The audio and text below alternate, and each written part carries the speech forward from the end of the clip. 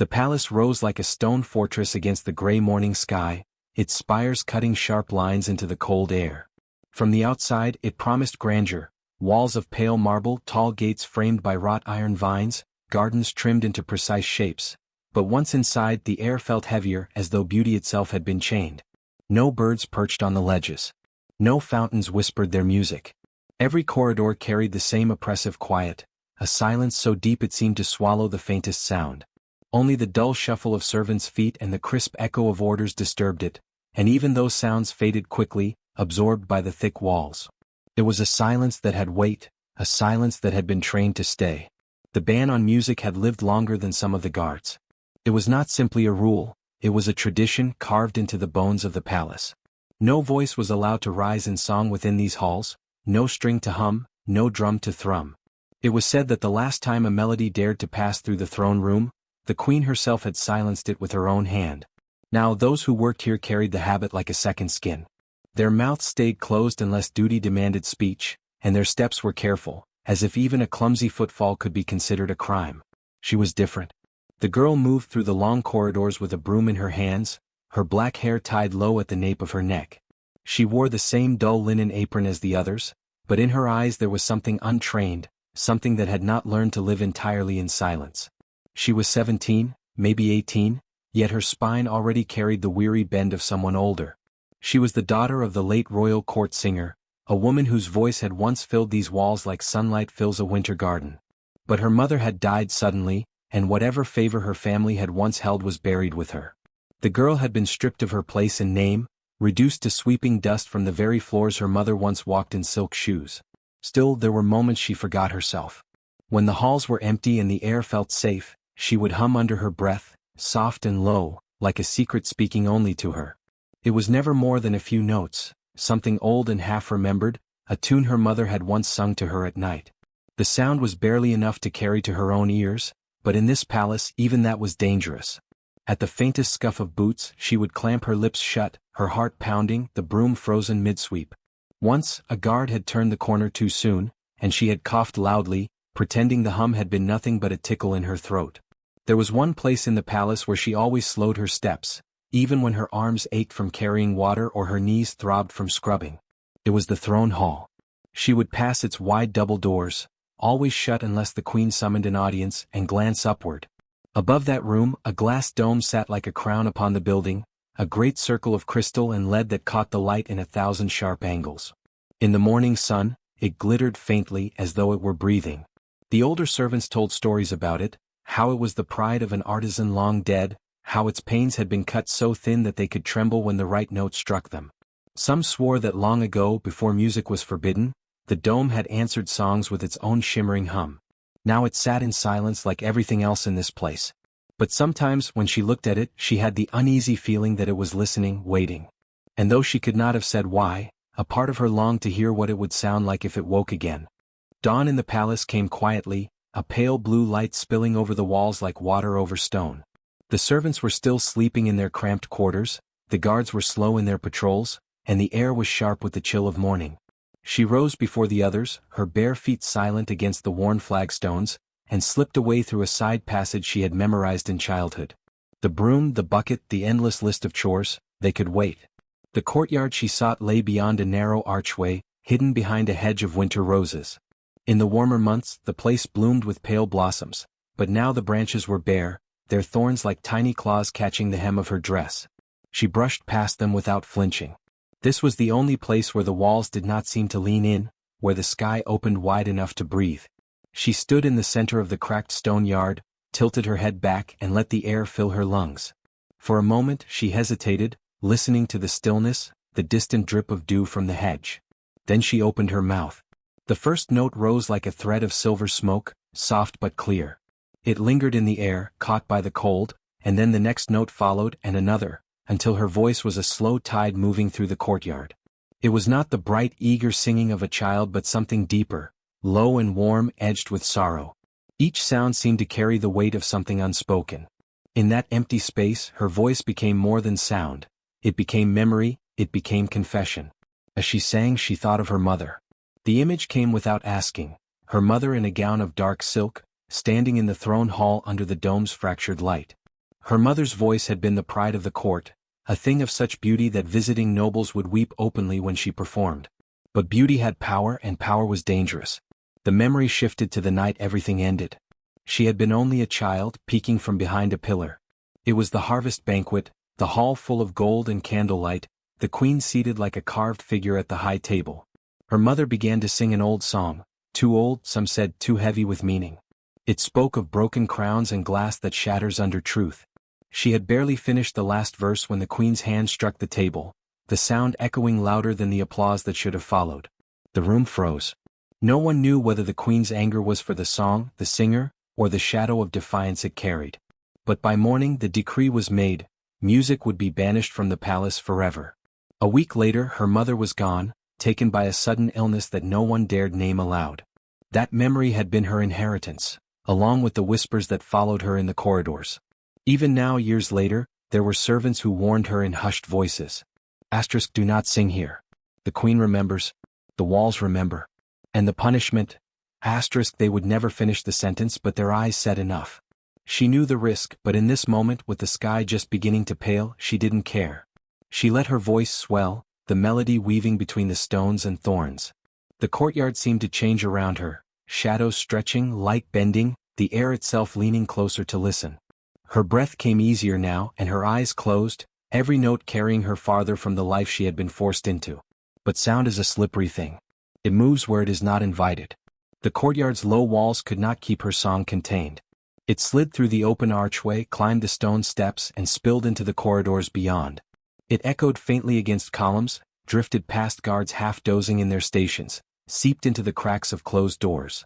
Inside the palace, a pair of maids carrying linens paused mid-step. One clutched the other's arm, eyes wide. "Do you hear that?" she whispered. The other only shushed her, glancing down the hall as though the sound itself were dangerous to see. The melody climbed higher, its edges sharp enough to cut the quiet. It wound its way toward the great hall, coiling like invisible smoke. The queen sat alone at the high table, a goblet of spiced wine in her hand despite the early hour.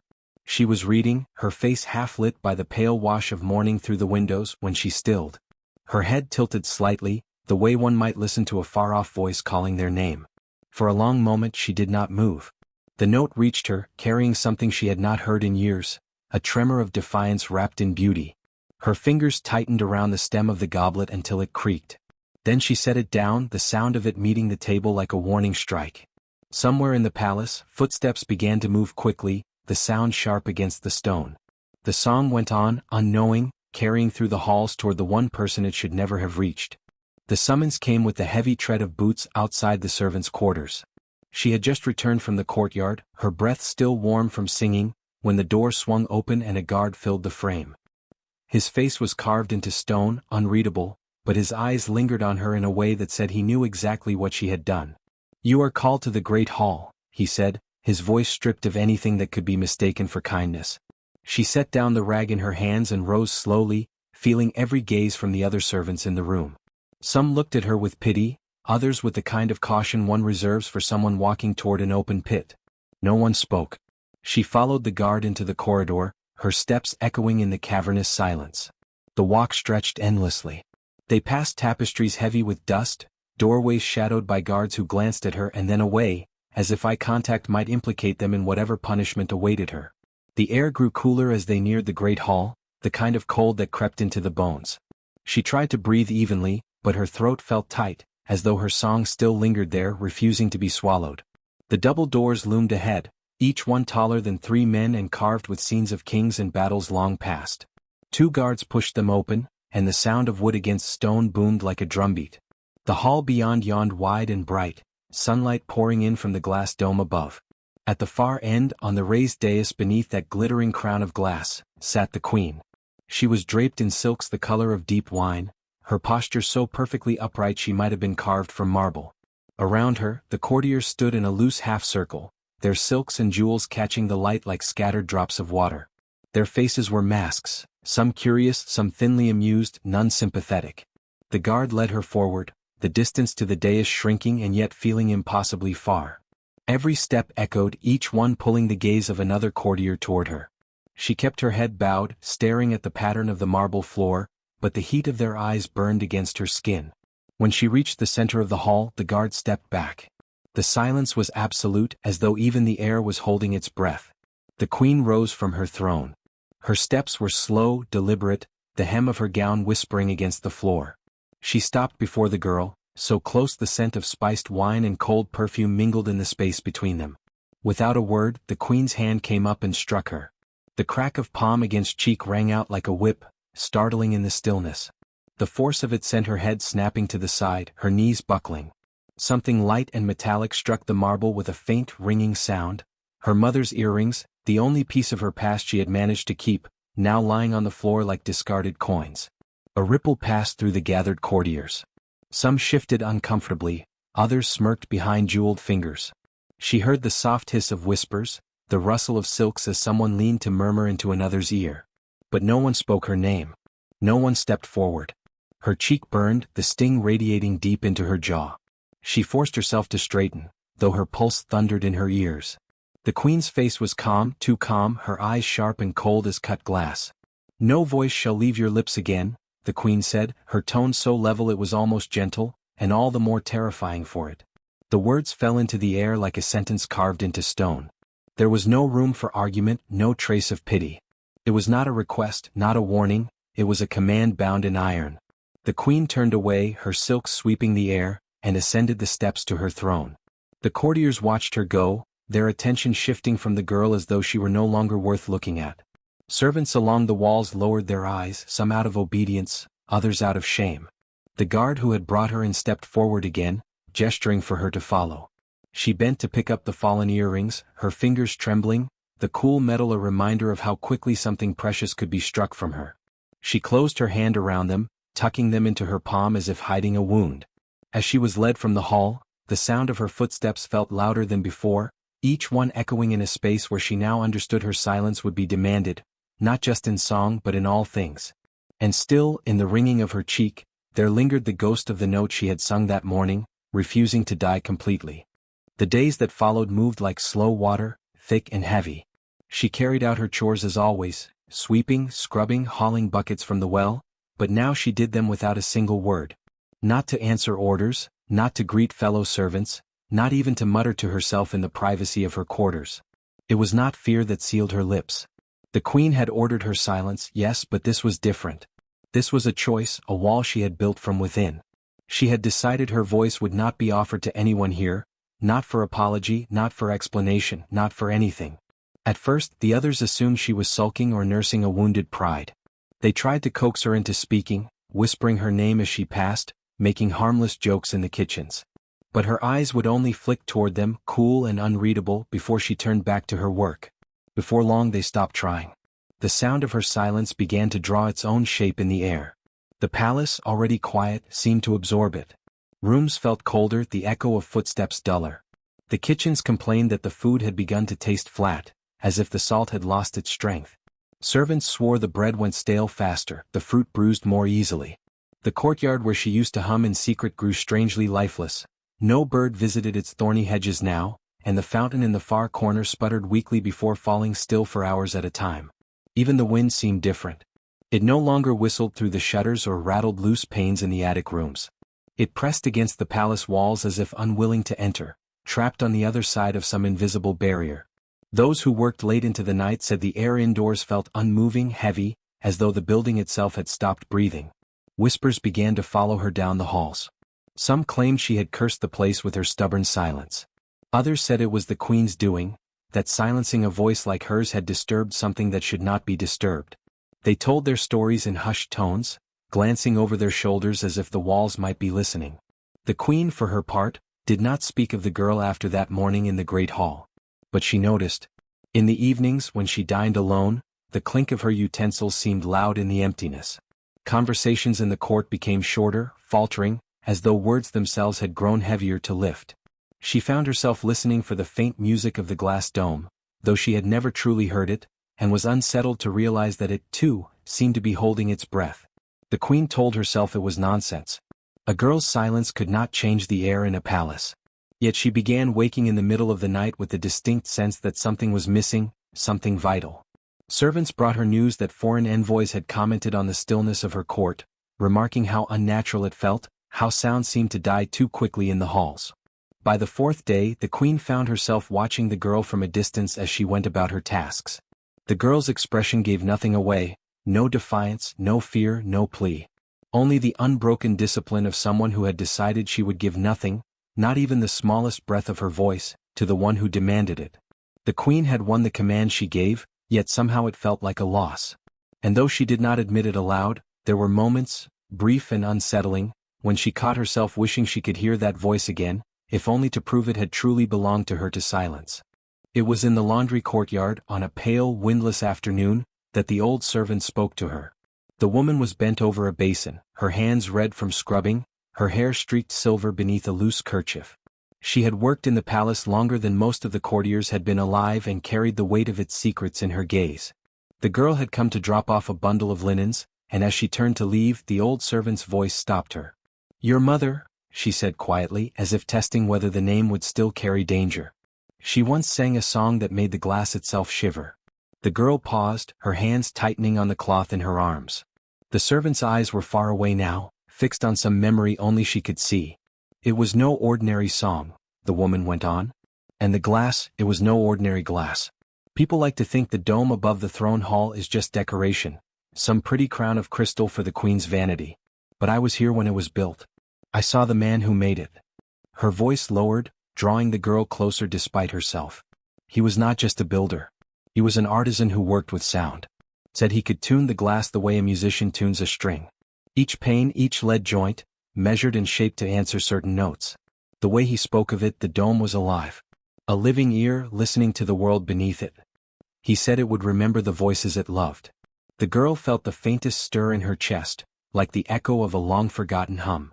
"Remember?" she mouthed silently, her lips forming the word though no sound left her. The servant nodded. "Yes." As though the glass could keep the shape of a song, the way water holds the shape of a vessel. "And your mother?" Her voice was the first it ever heard. The old woman's eyes glistened as she leaned on the rim of the basin. "I remember that day." She stood in the center of the hall, the queen younger then, the court crowded with guests. "Your mother sang something slow, something deep. A song about the sea, about waves breaking against the shore. And as she reached the high notes, we all heard it, the faint hum above us. Like the dome was answering her. The light bent strangely, scattered into patterns across the floor. We thought it was magic, though your mother laughed when we said so. She told us it was only the glass remembering her." The girl could see it as the woman spoke. Her mother, proud and unafraid, her voice carrying into the air until even the walls leaned forward to listen. The dome catching her song, cradling it, sending it back as a trembling sigh. She felt a pang so sharp it made her throat ache. But the servant's face darkened. "It didn't last. You know how it ended. The queen never liked what she couldn't control. I think the glass loved your mother's voice too much for her liking." The words seemed to hang in the air, heavy with an unspoken truth. That night, the girl lay awake in her small, narrow bed, the memory of the story pressing against her thoughts. She had always known the dome was beautiful, but now she thought of it differently, not as something fixed and lifeless, but as something that listened. Something that waited. And then another memory came, one she had not thought of in years. She was younger, no more than 9, sitting on her mother's lap in the quiet of the servants' wing after a performance. Her mother's voice was low, almost a whisper. "Do you know why the dome sparkles in the morning?" she had asked. The girl had shaken her head. Her mother had smiled, a smile tinged with something secret. "It's because it wakes with the sun. It remembers every voice it has ever loved, but it can only call them back when the light is strongest. One day if you stand in the hall and sing just the right note, you'll hear it answer you. And then you'll know it's kept your song too." She had laughed back then, thinking it only a game, and tried to hum a note to see if the dome would respond. But now, lying in the dark, the memory no longer felt like a child's fancy. It felt like a truth buried deep under the weight of years and silence. Her fingers traced the curve of her mother's earrings where they lay beside her on the pillow. She thought of the queen's command, the sting of the slap, the stillness that had taken root in the palace. And she thought of the dome, its thin, tuned panes, its memory of voices, its long, patient listening. Somewhere above her, high in the palace, it was still waiting. The announcement came with the ringing of the outer courtyard bells, a rare sound that drew servants and guards alike to windows and doorways. The queen had declared the Feast of the Crown, a celebration in honor of visiting dignitaries from distant kingdoms. For weeks, the palace, normally locked in its cold dignity, shifted into a fever of preparation. Floors were scrubbed until they shone like mirrors, every tapestry beaten free of dust, every silver plate polished until it could blind the eye. Fresh flowers were brought in from the royal gardens beyond the city walls, their scent filling corridors that had long smelled only of stone and wax. The glass dome, too, was given its attention. Workmen climbed ladders to wash each pane until it caught the winter light in sharp, dazzling bursts. From the courtyard below, it looked like a crown of ice resting atop the great hall, every edge gleaming as if newly cut. The servants whispered that it had never looked so bright, not since the days when it had last answered a song. The queen moved through the preparations like a general inspecting her troops. Draped in heavy gowns of crimson and gold, she gave orders with clipped precision, her eyes quick to catch the slightest imperfection. She wanted the palace to stun the guests, to remind them of her power. Yet beneath her poise, a thread of unease coiled tighter each day. She made no secret of her command to the musicians. There would be no singing. Instruments only. The sound of human voices carrying melody was not to enter the hall. Play as if the world is listening, she told the court ensemble, but remember, no voice should rise above mine. The girl heard this from the corner of the kitchen where she was helping sort wine jugs. She did not react outwardly, she never did anymore, but inside something twisted. Even at a feast meant to impress the world, the queen's fear of song was absolute. On the night of the feast, the palace transformed. Torches lined the outer gates, their flames mirrored in the polished armor of the guards.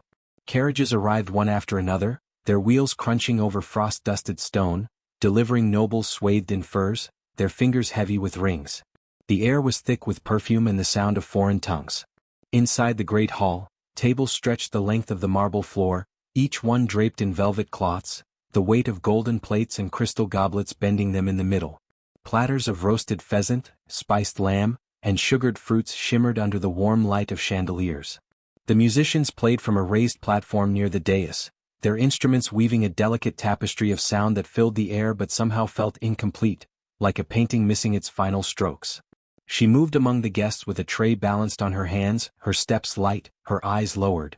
She offered goblets of wine to men with foreign crests on their sleeves, refilled bowls for women whose laughter rang sharp and high. She did not speak as she never did, but her silence went largely unnoticed in the clamor of voices around her. And yet she was not listening to them. Her eyes drifted upward whenever she passed through the center of the hall. Above them, the glass dome arched like the sky itself, its clean, perfect panes catching the glow of candlelight and reflecting it down in fractured, shifting shapes. It seemed to pulse faintly as though drawing breath. She imagined she could feel its gaze on her, the weight of its long memory. As she poured wine for a cluster of visiting lords, their conversation flowed around her like water around a stone. They spoke of trade routes, of border disputes, of the queen's unmatched riches. One of them gestured upward at the dome. "Magnificent," he said. "I've heard there's not another like it in the world." "True," another replied. "Though I wonder why it's so silent. A dome like that was made to sing." She felt the words like a touch between her shoulder blades, but she did not look up from the goblet she was filling. The queen, seated on the dais, was all grace and command. She welcomed each guest with a smile sharpened to perfection, her voice carrying just enough warmth to seem hospitable while keeping them at arm's length. But now and then, her gaze swept the hall in a slow arc as though counting the guests, the servants, the shadows. When her eyes passed over the girl, there was no flicker of recognition, only the brisk acknowledgement of a tool performing its function. Still, the girl felt the tension in the room, a subtle tautness beneath the glitter and gold. The queen was watching more than she spoke, measuring every conversation, every movement. It was not the comfort of a ruler at ease, but the vigilance of one guarding a secret. At one point, the girl paused near the wall to steady her tray. From here, the view of the dome was unobstructed. The music swelled gently, violins painting the air with soft arcs of sound, the low thrum of a drum marking the passage of time. The dome caught it all, its reflections shifting across the marble like restless water. She could almost believe it was leaning down to listen, straining to catch a note that never came. Her fingers tightened on the edge of the tray. The thought struck her suddenly, unbidden. What would happen if it did? A burst of laughter from a nearby table broke her focus. She moved on, weaving between silks and jewels, the smell of roasted meat mingling with candle smoke. But each time her path took her back into the center of the hall, she found her gaze drawn upward again, to the crown of glass above them all, gleaming, patient, and she could not shake the feeling, waiting. The foreign prince had been watching her all evening, his gaze lingering on the strange stillness she carried. While the other servants shuffled briskly to meet the needs of the guests, she moved like a shadow in moonlight, smooth, precise, and without a single word. When she bent to place a gilded platter of spiced quail before him, he leaned forward, curiosity gleaming in his eyes. "Tell me, girl," he said, his voice low enough for nearby courtiers to lean in, "is it true you've no tongue?" His tone was a mixture of jest and genuine interest, the way a man might test the truth of a rumor whispered in foreign lands. Her dark eyes met his for a fraction of a second, but she gave no answer, only set the platter down and straightened, her face unreadable. A hush of amusement rippled across the table at her refusal to speak, as though her silence was a performance in itself. The queen, perched like a hawk at the head of the hall, heard his words and allowed herself a thin, cold smile. "She is not permitted to speak," the queen announced, her voice slicing through the murmurs. "It is a rule that suits her. The palace has no use for noise beyond what I allow." The prince's smile curved into something sharper, playful yet tinged with cruelty. "No use for noise," he repeated. "Then perhaps no use for laughter either?"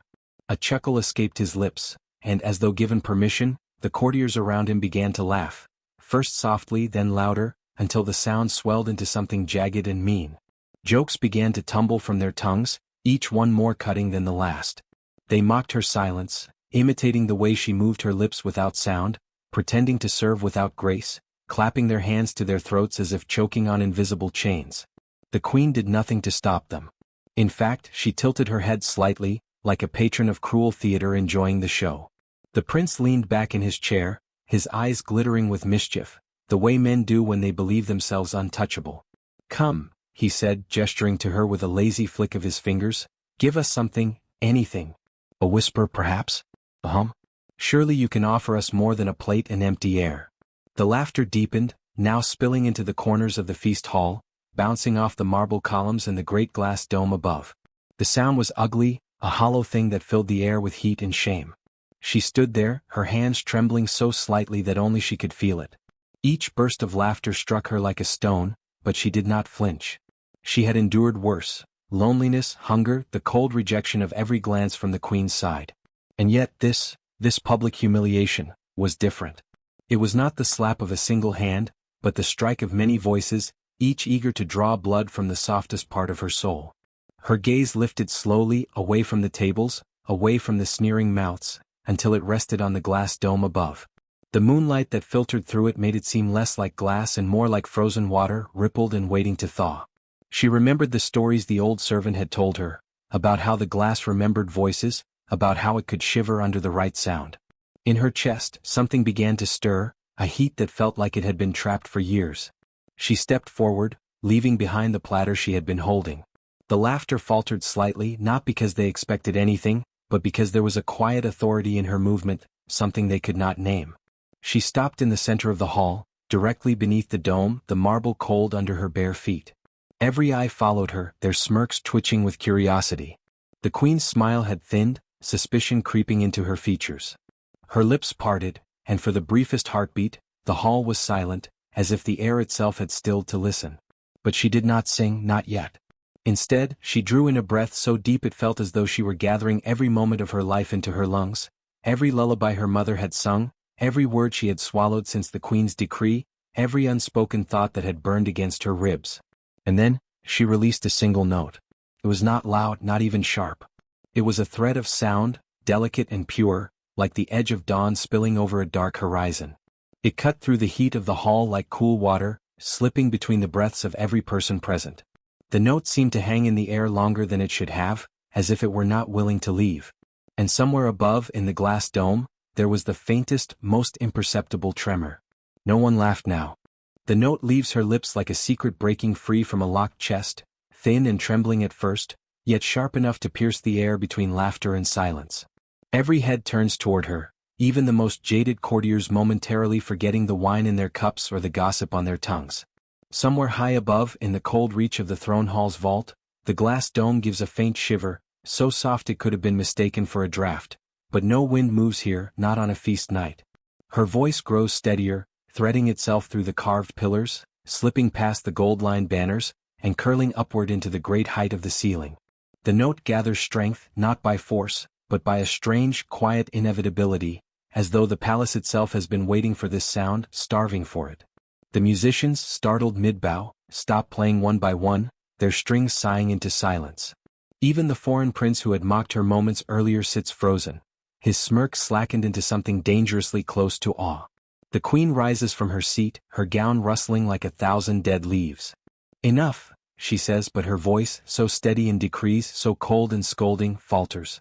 Perhaps it is the way the sound seems to lean against her words, pressing gently but firmly, like water pushing against a dam.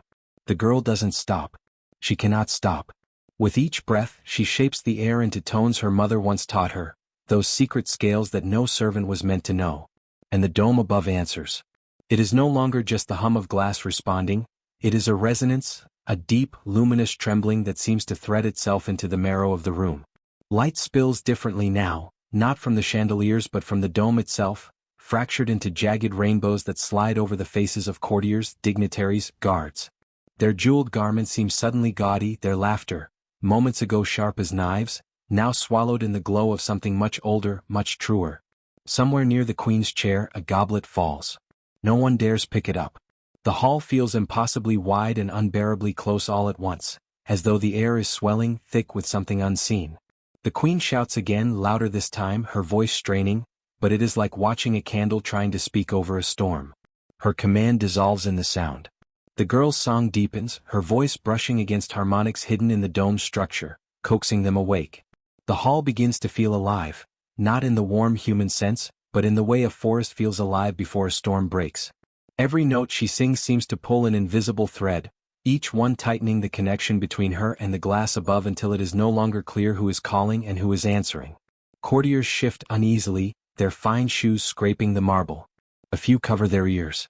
Some stare upward in open fear because the dome no longer feels like just glass. Feels like it is listening, leaning closer. It hums in sympathy, in hunger, in memory. And then the first hairline crack appears. Not loud, not shattering, but a soft, precise sound, like the snap of a quill over parchment. A rainbow of light bends strangely across it, as if the dome itself has exhaled after holding its breath for centuries. The queen's eyes widen. She takes a step forward, then another, her hand reaching out as though she might touch the air and pull the song away from it. The girl keeps singing. The hall did not simply fall silent, it tightened. The air itself seemed to contract, pressing against the ribs of every soul within, making breathing an effort as though each inhale was borrowed. All eyes fixed on her, standing in the center of the great chamber beneath the vast glass dome. Her voice was rising. It was not the rise of an ordinary song, not a gradual climb toward beauty. This was a slow and deliberate ascension, as if she were scaling a mountain of invisible stone, gripping each handhold with her breath. The sound pressed against the listeners' chests, stirring something both ancient and deeply personal, grief they had long buried, guilt they had long denied. Some felt it like a blade against the skin, others like a wave about to break. To the queen, it felt like a hand wrapping around her throat. The torches along the walls flickered, their flames bending inward toward her voice as though drawn to it.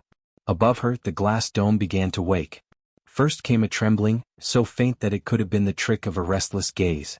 Then a whisper of dust loosened from the frame's ancient grooves, drifting down like pale ash. The refracted torchlight within the glass began to shimmer, bending in ways that made the air seem liquid. The dome's surface rippled with thin lines of light, sharp as threads of silver. Her voice climbed higher and higher. Each note became heavier than the one before, until the very air sagged beneath it.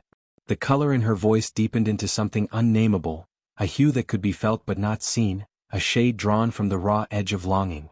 The glass could no longer bear it. It gave way not with a crash, but with a sound like the breaking of an immense and fragile heart. The dome erupted. Time shattered alongside it. Thousands of crystal fragments tore free in a single instant, but they did not plunge, they floated. Suspended mid-air, they hung like frozen raindrops, each shard catching the torchlight and fracturing it into rivers of molten gold, icy blue and blood red. The air swelled with the glittering debris of destruction, yet there was no chaos. Every face in the hall tilted upward in awe. The shards began to fall, their descent so slow it seemed almost merciful. They whispered as they passed through the torchlight, spinning like leaves in a wind too delicate to feel. Not one touched skin, not one drew blood. It was as if the glass had chosen in its death to be gentle. And then the sound hit. A deep, endless ringing filled the chamber, not from her voice now but from the dome's final cry. The vibration seemed to travel through stone, through bone, settling deep into the hearts of all present. The queen collapsed. Her knees struck the marble with a hollow echo, her jeweled crown sliding sideways across her brow. She clutched at her ears, her mouth opening in what might have been a scream, but no sound emerged. Her eyes locked on the figure at the center of the hall, wide with something between terror and recognition. The last shard fell. It landed on the marble floor with a clear, singular note, so pure, so haunting, that it seemed to hang in the air far too long. In that sound she could hear her mother's final song, carried across years and grief and silence, returning to her in this moment of ruin. And when the note finally faded, the hall was left with nothing but the aftertaste of something irreversible. It was not silence. It was the absence of the idea of sound. The air itself seemed stripped bare, hollowed of the invisible threads that once carried voices, footsteps, music. Even the torches, still burning along the walls, gave no crackle. The flames swayed in mute obedience to some unseen command. She stood at the very heart of the feast hall, where only moments before laughter had roared and music had rippled through the air. Now her chest rose and fell with slow, deliberate breaths, each exhale vanishing before it could be heard. Her gaze was not on the dome, now a jagged ring of broken glass, but somewhere beyond it, as though she were watching something leave, something no one else could see. Above, the night spilled in through the ragged wound in the ceiling. Shards of the once proud dome lay scattered across the marble, catching the moonlight in 1,000 ghostly glimmers. Yet they did not chime, did not clink, did not scrape when they met the floor. They simply existed, frozen in their stillness, as if the sound of glass had been erased from the world. She began to walk. Her bare feet crossed the marble without a whisper, though she could feel the cold stone press up into her soles. Each step was a dissonance in the mind, seen but not heard, until even the act of walking felt like something unreal, a dream where the rules of the world had been altered. Around her, courtiers and servants stood motionless. Some stared at her with wide eyes, others looked to the queen as if for instruction, but the queen was beyond commanding now. The queen knelt where the last note had shattered her hands still clamped to her ears, her eyes wild and glassy. Her lips moved, pleas, commands, perhaps curses, but nothing came. Not a tremor of air, not even the shape of a whisper. The first movement among the others came from the shadows near the servants' door. A young kitchen girl pressed a trembling hand to her mouth, eyes bright with fear and wonder. Her lips formed a name, the name they had never been allowed to speak aloud, and though no sound followed, it was as if the room heard it all the same. Another followed. Then another. Silent mouths shaping her name in reverence, like a prayer too sacred to be uttered. The queen's eyes darted among them, her voiceless mouth moving faster, fury growing sharper with every useless attempt. She had ruled with proclamations, commands, the crack of words, but now the throne itself had lost its voice.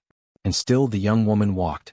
She passed the long banquet table, its platters of jeweled fruits and roasted meats now untouched, their scents muted as if even the air had learned not to carry them. Foreign dignitaries sat in rigid silence, their eyes following her as if she were both a threat and a miracle. The prince who had mocked her earlier lowered his gaze, his lips pressing together in shame, or perhaps fear. The ruined dome above let in the night wind, yet even that refused to speak.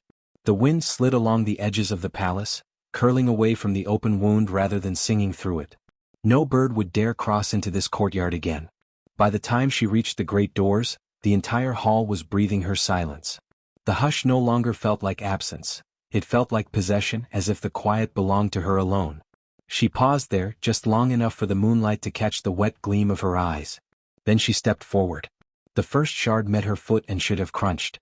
Should have sung out with the brittle snap of glass beneath weight. It didn't.